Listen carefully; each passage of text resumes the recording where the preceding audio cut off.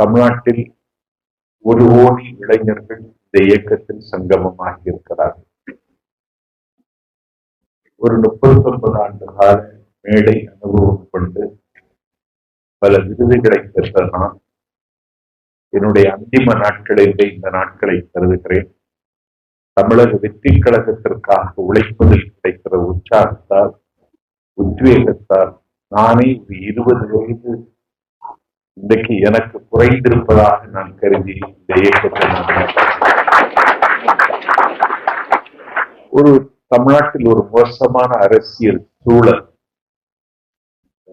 ஒரு விஷ கிருமிகள் தமிழ்நாட்டில் இன்றைக்கு ஆக்கிரமித்துக் கொண்டிருக்கின்றன.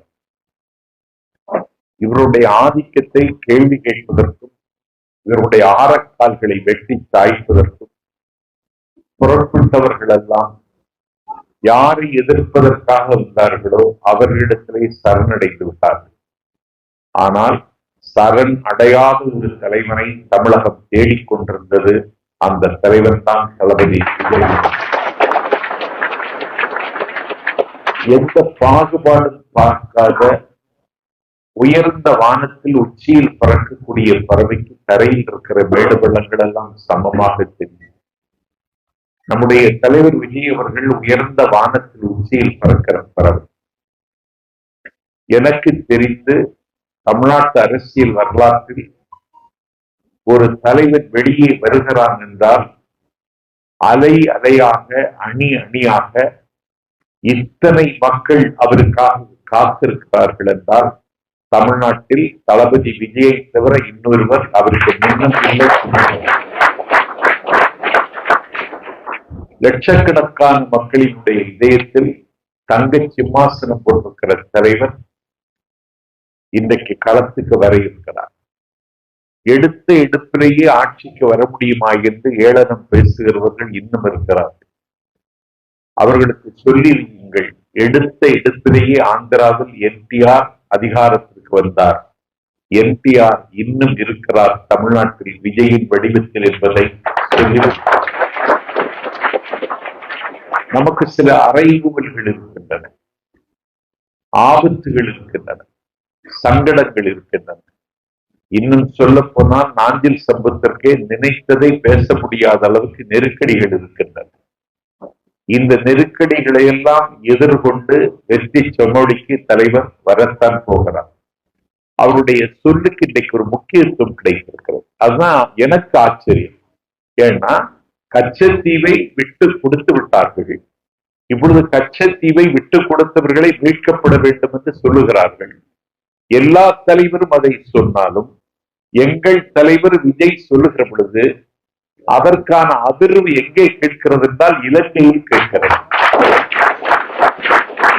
கச்சத்தீவை வேண்டும் என்று தளபதி விஜய் கேட்டால் இலங்கையினுடைய வெளிவிவகாரத்துறை அமைச்சர் எட்டர்னல் அஃபேர்ஸ் மினிஸ்டர் அதை எதிரொலிக்கிறார் என்றால் தமிழ்நாட்டு அரசியலில் இந்த அதிசயத்தை நம்முடைய தளபதியை தவிர இன்னொருவர் செய்யவில்லை. அதை போல வழிகாட்டும் கொள்கை தலைவர் என்று சொல்லி வேலுநாச்சியார், வீரமங்கை வேலுநாச்சியாரை இன்றைக்கு களத்தில் நாங்கள் மேடைக்கு வருகிற பொழுதே வேலுநாச்சியாரை வணங்கிவிட்டு தான் மேடைக்கு வருகிறோம். இன்றைக்கு வேலுநாச்சியாரை தமிழ்நாட்டு அரசியலில் கொள்கை தலைவராக நம்முடைய தலைவர் ஏற்றுக்கொண்டதற்கு பிறகு மாட்சிமை தேங்கிய முதலமைச்சர் ஸ்டாலின் மதுரைக்கு அரசு முறை பயணமாக போன பொழுது அங்கே இருக்கக்கூடிய மேம்பாலத்திற்கு ராணி வேலுநாச்சியார் பாலம் என்று பெயர் சூட்டினார் என்றால் இன்றைக்கு இருக்கிற முதலமைச்சர் ராணி வேலுநாச்சியார் பாலம் என்று பெயர் சூட்டுவதற்கே நாளைக்கு வர இருக்கிற முதலமைச்சர் தான் காரணம் என்பதை அரசியல் பார்வையாளர்கள் புரிந்திருக்கிறார்கள்.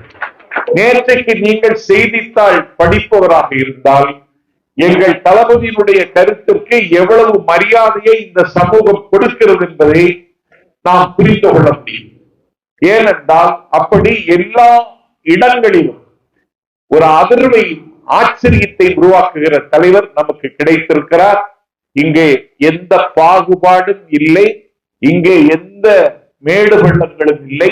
இந்த இயக்கம் உங்களுக்கு உரிய அங்கீகாரத்தை ஒரு நாள் தந்தே தீரும். இந்த இயக்கத்தில் பணியாற்றுவது நமக்கு ஒரு பெருமிதமான வாழ்க்கையை தரும் என்பதை பதிவு செய்து இப்பொழுது சில குடைச்சல்கள் கொடுக்கிறார். அது புரிகிறது நமக்கு. மண்ணை குடைந்தால் மணிகள் கிடைக்கும், மலையை குடைந்தால் வைரம் கிடைக்கும், நிலவை குடைந்தால் விண்ணை குடைந்தால் நிலவு கிடைக்கும், கண்ணை குடைந்தால் தெளிவு கிடைக்கும், எண்ணெய் குடைந்தால் பேச்சு கிடைக்கும்.